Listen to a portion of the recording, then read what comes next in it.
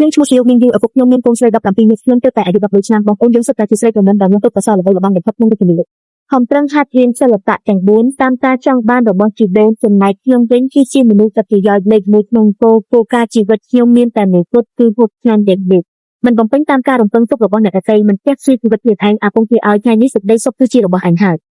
មិនល្អទេមានរឿងហើយមិនល្អទេអ្នកនាងបេសកជនពីនគោពេកយើងមកសុំរៀបការព្រះរាជចង់ឲ្យជ្រើសរើសអ្នកពីក្នុងគុំពីយើងទៅរៀបការជាមិនថាមានអ្នកអាចចាត់ធ្វើលោកផុតរូបពុទ្ធចាស់ជាភាសាសម្ដងនោះពេលឡើងទ្រង់រាជអតីតមកពីលំពេឈៀងហើយជាមេថាគាត់ស្ដាប់សំឡេងមនុស្សស្រែកទៅពេកលេខខ្ញុំមិនរៀបការទេខ្ញុំមិនចង់ស្លាប់ទេហាមិនដឹងទេពួកគេស្វាត់ក៏ប្រពុតគ្នាស្រាអ្នកណាកាន់សុតជាសំណាងហើយដែលឈាមងងគ្នាទេក៏សមិនចេះអ្វីទាំងអស់រឿងនេះមិនក្រាក់សន្និដ្ឋានទេជាអ្នកខ្លះដល់ខ្ញុំទៅកញ្ញាក៏យើងអីទៅមកអីទេសម្រាប់ឲ្យកញ្ញាទេអត់ទៅរៀបការផ្ទាត់សម្ព័ន្ធមេត្រីហើយអ្វីពួកអ្នកឲ្យមនុស្សអត់ទៅដល់ផ្ទាត់សម្ព័ន្ធទៅមិនខ្លាចទេកញ្ញាខ្ញុំមានរឿងមួយចង់ប្រាប់ការទៅលើកនេះប្រៀបដូចជាការស្លាប់ច្រើនជាងរស់តើកញ្ញាគិតច្បាស់ហើយឬនៅព្រះអង្គទេដឹងគុំសុខចិត្តស្លាប់ដើម្បីជាតិម្យ៉ាងទៀតនាងក៏គ្មានចំណេះដឹងអ្វីដែរទុកទៅក៏ខ្មាស់គេព្រះអង្គឲ្យនាងទៅចុះតាមពិតតម្លៃធំបំផុតរបស់មនុស្សឥតប្រយោជន៍គឺការយកទៅប្រើប្រាស់ឲ្យមានប្រយោជន៍រស់នៅទីណាក៏ដូចគ្នាដែរល្អលីងយូយើងតែងតាំងអ្នកជាព្រះនាងទី13ចាប់ពីថ្ងៃនេះទៅត្រូវទៅភ្ជាប់សម្ព័ន្ធមេត្រីនៅបេគៀនសូមអរគុណ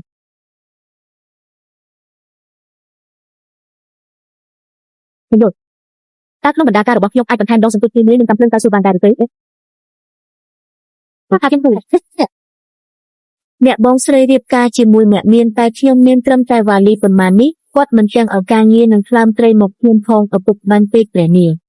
តើនៅពេលណាដែលអ្នកឈប់ធ្វើជា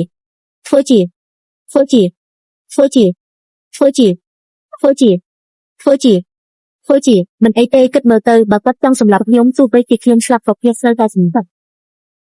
គាត់ចោល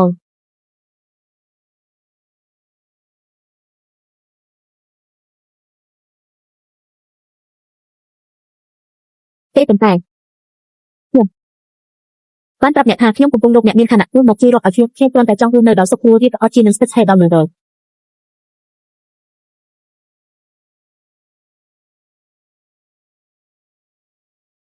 ណាំវាបានកន្លងទៅពីមួយថ្ងៃហើយហេតុអ្វីក៏ជាអ្នកមិនទាន់មកដល់នៅពេលដែលអ្នករួចរាល់អ្នកនឹងមកដល់នៅថ្ងៃស្អែកនឹងអីទៅសំណាងហើយមិនអញ្ចឹងទេខ្ញុំប្រហែលជាអបសុខស្លាប់ហើយស៊ីវអីទៅយកមកឲ្យខ្ញុំលឿនឡើងខ្ញុំត្រូវតែរំលឹកខ្លួនឯងឲ្យច្បាស់ថាខ្ញុំជាព្រះនាងឯកនេះយើងនឹងទៅដល់ពេលយូរហើយយើងទៅរៀនច្បាប់ទម្លាប់ក្នុងយ៉ាងឲ្យបានល្អព្រះនាងការរៀបអភិសេកលើកនេះមានសារៈសំខាន់ណាស់សូមព្រះនាងកុំរៀនឲ្យរៀនទេ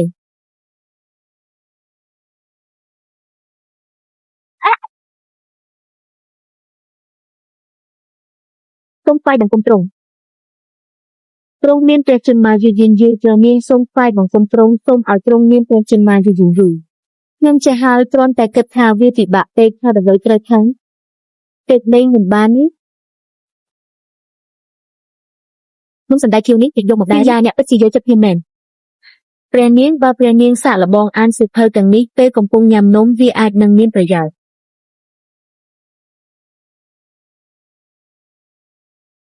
ល្អណាស់សូមជួយចុច like ផងជាមិនទៅនេះ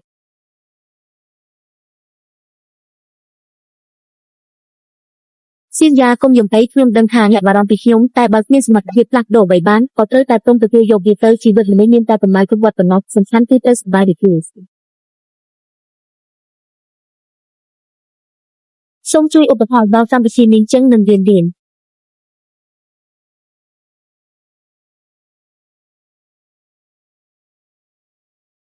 សំខាន់បំផុតតែដល់អ្នកទៅយើងលើកនេះចោលរូបរបស់ពិតជាមិនខានដែរ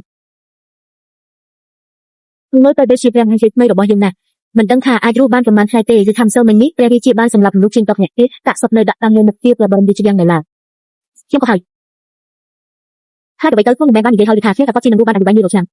យ៉ាងណាក៏គ្រប់គ្នាទូទាត់នឹងទីនេះដែរតែយើងនេះទោះបីជាមិនសូវល្អប្រមាណមែនតែយ៉ាងហោចណាស់ក៏សរសេរបានដែរសូមលោកមេតបនាំផ្លូវទៅ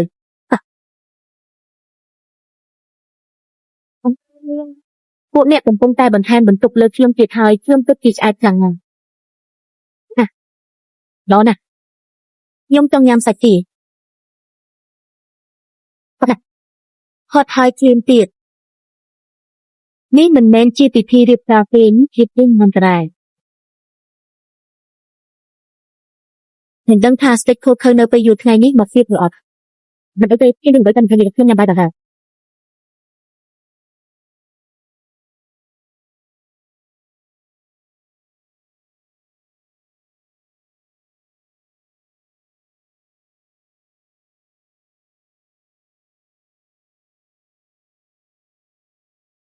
ប្រាប់មួយម៉ាត់មកមើលការងារតែបែរជាដេកទៅវិញ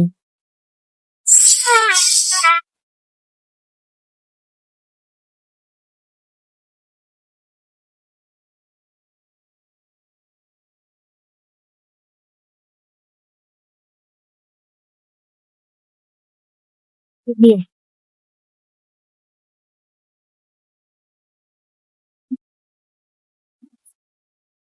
មិនដឹងស្មានថាជាសោះមកអត់ចាក់អារម្មណ៍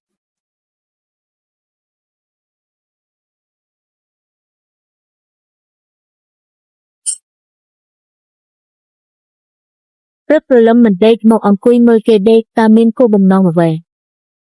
អ្នកគឺជាមនុស្សដំបូងដែលហ៊ាននៅទីនេះអូខេណែនេះខ្ញុំស្រេកទឹកណាស់តើជួយចាក់ទឹកឲ្យខ្ញុំមួយកែវបានទេបើមិនត្រឹមពោលខ្ញុំមិនធ្វើអីមិនខ្លាចជាងទេតែនឹងសម្រាប់